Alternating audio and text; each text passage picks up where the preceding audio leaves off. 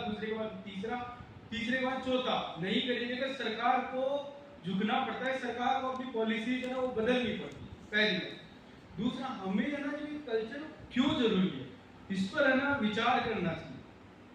क्योंकि ये जो ये जो कपड़े वगैरह पहनते हैं, ड्रेसेस वगैरह पहनते हैं, स्पेशली हर एक मौके पर पहनते हैं।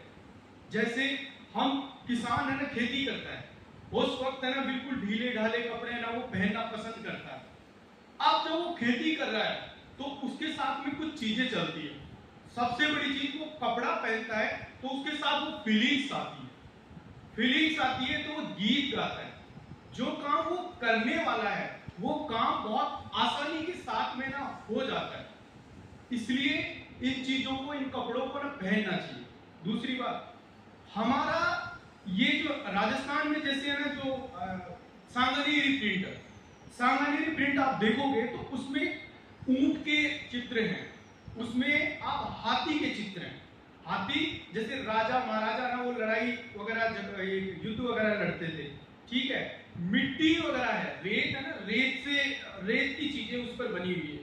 अब आप सोचिए कि आज के आने वाले टाइम के बाद में हमारे स्टूडेंट देखेंगे कि यार ये रेत क्यों है, राजस्थान की जो सांगानेरी प्रिंट है इसमें रेत क्यों है। आप सभी को ये पता है कि 1/4 हिस्से में, राजस्थान के 1/4 हिस्से पर रेत है। वहां पर 3-3, 4-4 साल तक बारिश है ना कम होती है, जिसके कारण बाजरा नहीं होता है, फसल वगैरह नहीं होती है। क्या वहां के लोग वहां की जमीन धरती वगैरह छोड़ करके चले जाते हैं?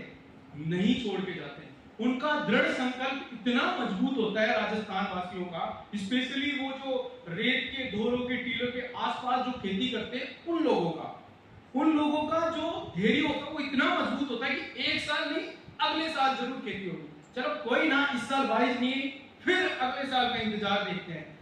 अब मैं ना, इससे अपने को क्या सीख मिलती है?